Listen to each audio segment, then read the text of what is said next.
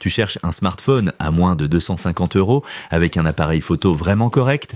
Alors reste bien jusqu'au bout parce qu'aujourd'hui on va avancer pas à pas du modèle le plus faible au meilleur. Et les smartphones les plus intéressants arrivent justement à la fin.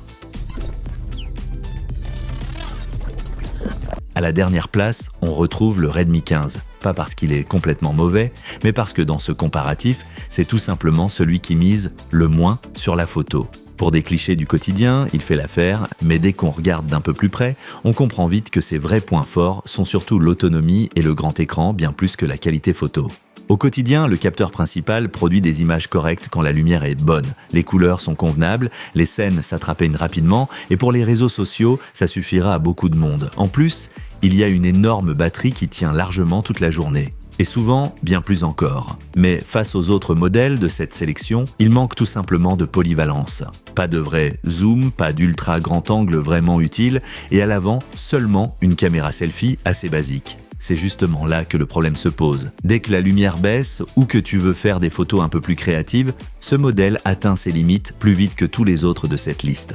Et côté vidéo, il reste aussi bien plus simple. Là où d'autres offrent déjà un peu plus de marge, celui-ci reste clairement dans l'entrée de gamme. Ce smartphone conviendra surtout à celles et ceux qui veulent avant tout une grosse batterie et qui ne prennent qu'une photo de temps en temps. Mais si l'appareil photo compte vraiment pour toi, alors ça vaut clairement le coup de continuer parce que ça devient de plus en plus intéressant à partir de maintenant. Tu trouveras les liens vers tous les smartphones de ce comparatif au meilleur prix dans la description sous la vidéo. Juste au-dessus, on trouve le Realme. Il est déjà nettement plus équilibré que le Redmi, surtout parce qu'il en offre davantage en vidéo et sur la caméra frontale. Mais dans ce classement, ce n'est toujours pas suffisant pour atteindre le haut du tableau parce que l'appareil photo reste correct sans être vraiment polyvalent. Le capteur principal prend des photos solides en plein jour et pour les clichés rapides ou les prises de vue en extérieur, le résultat est tout à fait convenable. Il propose aussi la vidéo en 4K, ce qui est évidemment un point positif dans cette gamme de prix. La caméra selfie est elle aussi mieux placée que sur le modèle précédent. Au final, on a davantage l'impression d'avoir un smartphone qui se montre fiable au quotidien, sans grosse surprise. Mais ce sont justement ces surprises absentes qui le freinent. Il n'y a pas de véritable stabilisation optique, pas d'ultra grand angle et pas de zoom permettant de vraiment se rapprocher du sujet. Face au modèle plus performant de cette vidéo, on le voit vite. Ici, le capteur principal c'est correct, mais l'ensemble du système photo reste assez simple. C'est un bon modèle pour celles et ceux qui veulent un ensemble solide et qui se contentent bien d'un appareil photo simple mais correct. Mais si tu veux tirer davantage de tes photos, alors le prochain modèle franchit déjà un petit cap important. Si la vidéo t'aide jusqu'ici, laisse un like et abonne-toi à la chaîne. À la troisième place, on retrouve le Poco. L'avance sur le Realme n'est pas énorme, mais elle existe. C'est surtout la meilleure caméra frontale qui fait la différence au quotidien.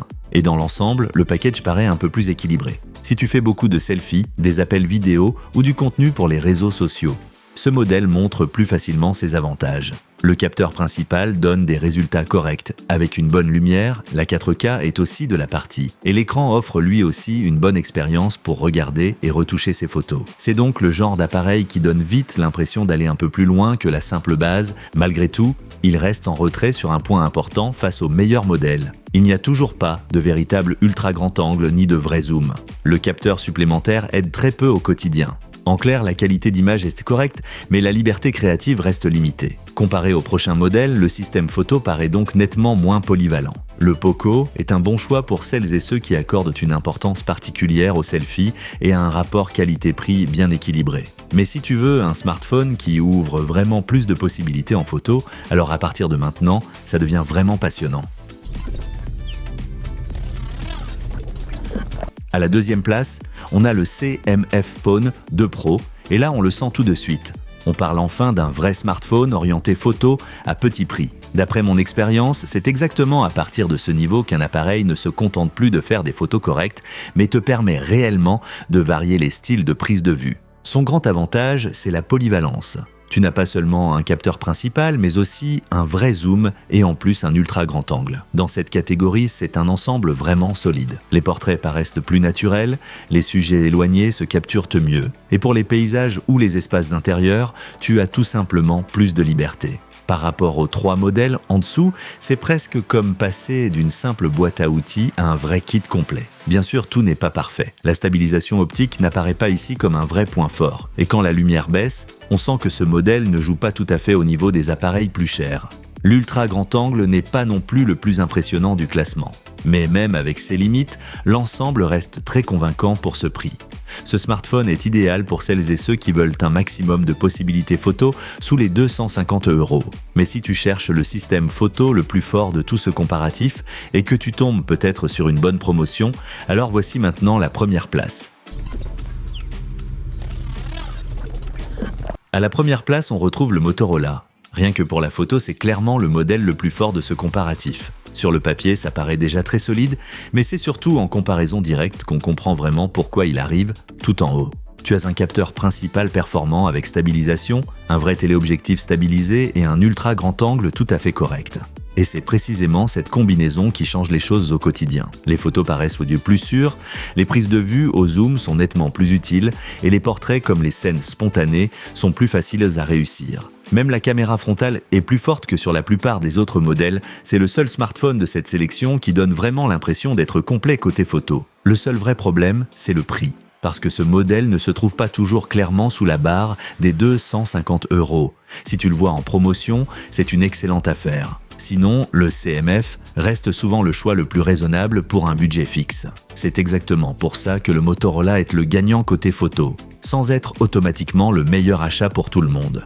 Ce smartphone conviendra à toutes celles et ceux qui veulent faire des photos avec le moins de compromis possible et qui cherchent précisément une très bonne offre. Et avec ça, on arrive justement aux options les plus intéressantes de ce comparatif. Va jeter un œil au meilleur modèle de la vidéo via les liens dans la description et compare tranquillement les prix du moment. Si ce comparatif t'a aidé, laisse un like et abonne-toi à la chaîne.